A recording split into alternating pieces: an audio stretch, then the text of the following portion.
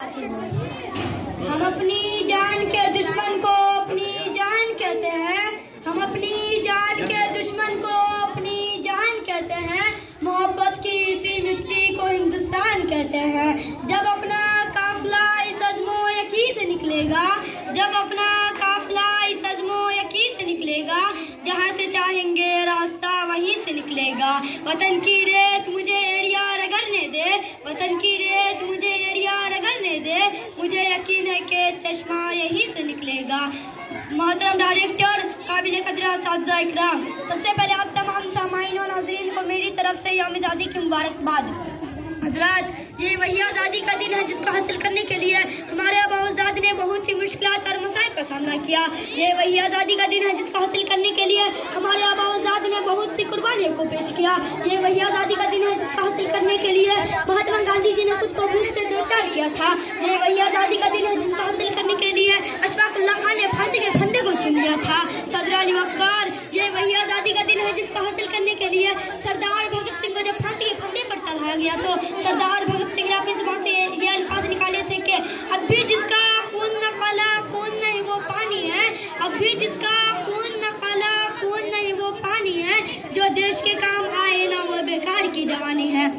हज़रात, हिंदुस्तान की तारीख बोल रही है कि मुल्क हिंदुस्तान को आज़ाद कराने में बहुत से लोगों ने अपना अहम रोल अदा किया है। अगर हम बहादुर शाह ज़फ़र की बात करें तो जब 1857 ईस्वी के हंगामे में शाह ज़फ़र को रंगून की काली कोठरी में पीछे ढकेला गया था और जब अंग्रेज आया था तो उसने कहा था, दम दमे में दम नहीं अब खैर मांगो जान की, दम दमे में दम नहीं अब खैर मांगो जान की, ज़फ़र ठंडी पड़ी शमशीर हिंदुस्तान की। तो तब जो अल्फाज और जो जवाब उस अंग्रेज को दिया था वो ये था, गाजियों में बू रहेगी जब तलक ईमान की, गाजियों में बू रहेगी जब तलक ईमान की, तख्त लंदन तक चलेगी तैग हिंदुस्तान की। सदर अली वक़ार, आज हर तरफ से यौम आज़ादी की मुबारकबाद पेश की जा रही है और देश का सबूत दिया जा रहा है, लेकिन देशभक्ति है कि तपती हुई धूप के नीचे पूरे मुल्क हिंदुस्तान के लिए सालानाज पैदा करता है।